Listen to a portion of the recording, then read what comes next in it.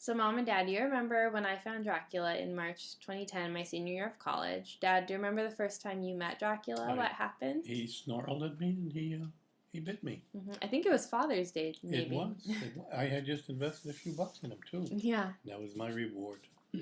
Thank you, son. Oh, Oh, he's such a trickster right now. And then the next traumatizing encounter with Dracula when we were in Calico. Do you want to talk? You remember that? A little bit. Want to hear? Go Want a on. reminder? I had a minor shoulder injury, which I'd been living with for a couple of years. No problem. Just be careful. And we were in Calico, and I rather absently reached over to give him a pet, and he didn't just bite me. He wanted to rip my arm out, and I instinctively pulled away very quickly, and the tendon came off the bone. Isn't that hilarious? 2 weeks later, I was having surgery to the tune of $26,000, and that's my boy. That's my little Dracky. Yes, it's my reward. If it weren't for him, you may have never had the surgery. So really, you have Dracula to thank for that. And you could shake his paw right Thank now. you. Thank him. Pull away real quick. Oof. Oh, do you remember? You never saw your dad cry before.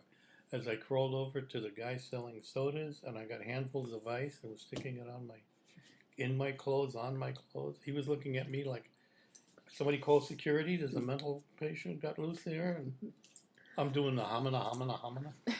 And you lived with it the whole weekend camping. Remember how much fun it was to lift my arm using all two hands? Yeah. It's pretty painful, I'm sure. I'd almost forgotten about that. Because he's been such an angel since then. Look at me. What? So this is love, true So love. despite all of that, you let both of us move in after graduation. And can you talk a little bit about how he changed from this little cutie over here into the beast he became? Well, he was not nice to people that came over. He would bark and he would growl and he would want to attack them. So we had to keep him in the bedroom if we had company. And he did bite my friend on her hand. He jumped up and bit her. And that same day he had bitten my hand also. And in our house, he doesn't want anybody except the family members. Or he gets a little cranky. And even then, it's on his territory, on his terms. Mm-hmm. Like how he just bit me a couple minutes ago. Do you remember the journey we took? And I, again, absentmindedly reached over and petted him. Oh my God, that was horrible. That would have been a one-car accident that would have been unexplainable. Yeah. Because, again, I was focused on driving. Didn't you slip him a little? No, we had donuts sitting in between us, and he was on my lap, and you reached over to pet him, but you passed the donuts on the way, and he lunged at you while you were driving. That's right. If there's food involved, he's not nice. And when I retracted my hand at lightning speed, I bumped the steering wheel at 65 or 70 miles an hour. Remember that? You big silly. And again with the hamana. But not just Remember me. That? Not just me and Aaron, but all the traffic around us thought something was up. Yeah, it was a cutie. And then we've tried to, for a while, you guys were on me about needing to get some training assistance. And that took us to the dog psychic. Mom, what do you remember about that? Oh. Dad, did we even tell you about that? After.